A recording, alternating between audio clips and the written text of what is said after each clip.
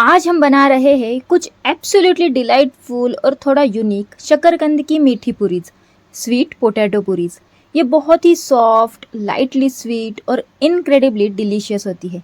Perfect for a snack, breakfast या even एक light dessert. वो पूरियाँ जो मेरी दादी मेरे बचपन में बनाया करती थी। Just thinking about them brings back so many sweet memories. So आज हम कोशिश करेंगे दादी के जैसे पूरीज बनाना। Though no one can make it like दादी, but we can definitely try to bring that flavor of love into our kitchen. तो चलिए शुरू करते हैं हमारी आज की रेसिपी। तो डिलीशियस पूरी को बनाने के लिए सबसे पहले मैंने यहाँ पर लिया है 1 किलो स्वीट पोटैटो यानी शकरकंद। सबसे पहले तो इन्हें हम अच्छे से 2-3 बार पानी से वॉश कर लेंगे। इनके ऊपर जितनी भी मिट्टी लगी है वो सब हम अच्छे से वॉश कर लेंगे। जब भी शकरकंद की पूरी की बात आती है मुझे तुरंत अपनी दादी की याद आ जाती है। विंटर्स में स्पेशली शाम के वक्त मेरी दादी किचन में बैठकर फ्रेश शकरकंद की पूरियाँ बनाती थी। उनकी किचन से आने वाली इलायची और घी की खुशबू पूरे घर में फैल जाती थी। It was such a comforting smell, one that always meant warmth and love. मेरी दादी के हाथों में एक ऐसा जादू था, वो बिना किसी मेजरमेंट के बस अंदाजे सब कुछ परफेक्ट बना देती थी। हर पूरी फूली हुई और हल्की सी मीठी होती थी और वो मुझे गर्मा गर्म घी में डूबी हुई पूरी देती थी। तब फोन या गैजेट्स नहीं होते थे, बस दादी की कहानियाँ और उनके हाथों के गर्मा गर्म पूरियाँ। अब शकरकंद के छिलके मैंने पूरे निकाल दिए हैं। अब हम कुकर में 2 सीटी आने तक इसे ठीक से पकाएंगे। बस इतना ही, ज़्यादा भी हमें पकाना नहीं है वरना नरम हो जाएंगे। तो जब तक हमारे शकरकंद पक रहे हैं हम जागरी को यानी कि गुड़ को पीस लेंगे। अब यहाँ पे हमें शकरकंद की मीठी पूरीज बनाने के लिए देशी गुड़ का ही यूज करना है। गुड़ को पीस लेंगे ताकि बाद में मिक्स करना इसे आसान हो जाएगा। आप इसे या तो कद्दूकस कर सकते हैं या फिर किसी भारी चीज से हल्का सा तोड़ सकते हैं। इसे गुड़ एकदम पल्वराइज्ड हो जाएगा ताकि बाद में इसे गरम शकरकंद के साथ मिक्स करना बेहद आसान हो जाएगा। हमें अलग से मेहनत करने की ज़रूरत नहीं पड़ेगी और सबसे ज़रूरी बात, स्वाद भी हर बाइट में एक जैसा और बेहतरीन आएगा। गुड़ को पीसने से उसकी मिठास शकरकंद में हर जगह ठीक से घुल जाएगी। बस यहाँ पर ही थोड़ी सी मेहनत करनी पड़ती है, बाकी रेसिपी एकदम इजी है। हार्डली 1 घंटे में ये तैयार हो जाती है। अच्छा, आपके यहाँ शकरकंद की पूरी इसको क्या बोलते हैं?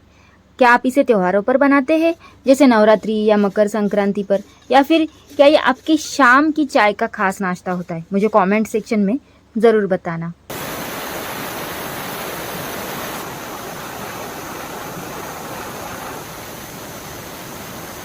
अब पूरी में डालने के लिए हम सौंफ और इलायची को हल्का सा भून लेंगे। ये एक छोटी सी टिप है लेकिन इससे स्वाद में बहुत फर्क पड़ता है। भूनने से इसकी खुशबू और भी गहरी हो जाती है। इससे हमारी पूरी का टेस्ट बढ़ जाएगा और एक अलग ही सुगंध आ जाएगी।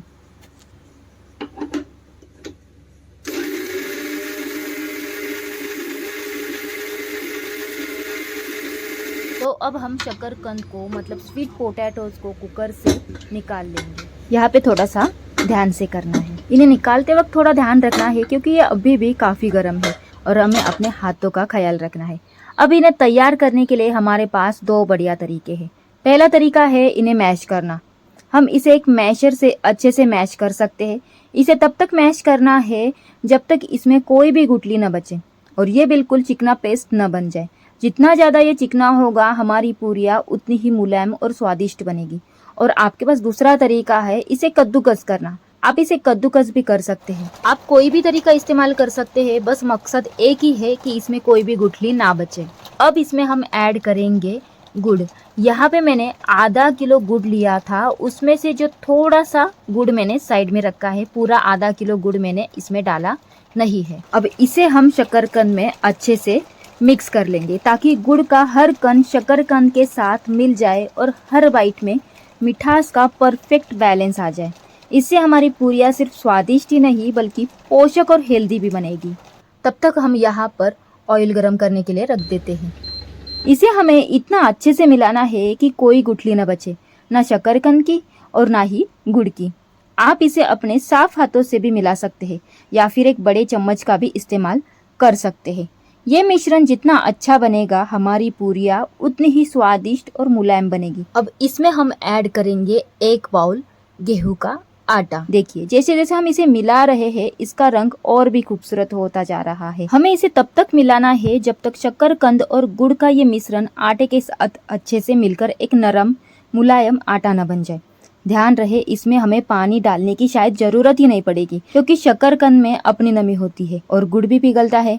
बस इसे अच्छे से गूंथते रहिए जैसे हम रोटी का आटा गूंथते हैं। अब इसमें हम ऐड करेंगे सौंफ और इलायची का पाउडर, थोड़ा सा नमक और जायफल इसमें हम ऐड करेंगे। इसकी खुशबू और स्वाद शक्करकंद की पूरी को एक अलग ही लेवल पर ले जाएगी। उसके बाद इसे हमें फिर से अच्छे से मिलाना है। मीठी चीजों में एक चुटकी नमक डालने से उनका स्वाद और भी उभर कर आता है।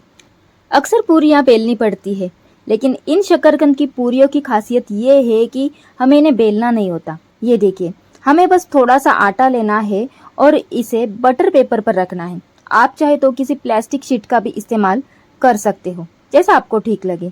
अब ध्यान से देखिए हमें इसे बेलने की बजाय अपनी उंगलियों से हल्के हल्के टैप करके इसे फैलाना है। ऐसे धीरे धीरे अपनी उंगलियों से इसे दबाते और फैलाते जाइए और ये गोल आकार लेती जाएगी।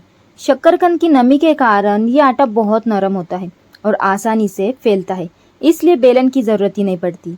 देखिए अब इस पर हम लगाएंगे खसखस। देखिए ये छोटे छोटे सफेद दाने न सिर्फ देखने में सुंदर लगते हैं बल्कि तलने के बाद एक बहुत ही क्रंची टेक्सचर और हल्का नट्टी स्वाद भी देते हैं। ये हमारी पूरियों को एकदम प्रोफेशनल लुक देंगे। इसे ऐसे हल्का सा पूरी पर फैला दीजिए और फिर अपनी हथेली से या उंगली से हल्का सा प्रेस कर दीजिए तो रेडी है हमारी शक्करकंद की पूरी डीप फ्राई करने के लिए। अब एक एक करके हम इन पूरियों को सावधानी से डीप फ्राई कर लेंगे।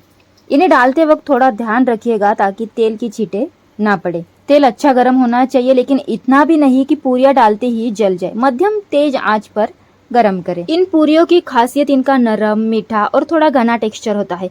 बस इन्हें तब तक तलना है जब तक ये दोनों तरफ से सुनहरे भूरे रंग की और हल्की क्रिस्पी ना हो जाए। देखिए इनका रंग कितना प्यारा आया है। तो रेडी है हमारी शक्करकंद की पूरियां। आपको ये रेसिपी कैसी लगी? क्या आपने मेरे साथ साथ ये पूरियां बनाई?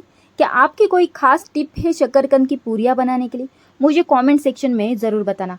मुझे आपके कमेंट्स पढ़ना बहुत पसंद है और मैं मिलती हूँ आपको कल एक नई रेसिपी के साथ। तब तक के लिए बाय।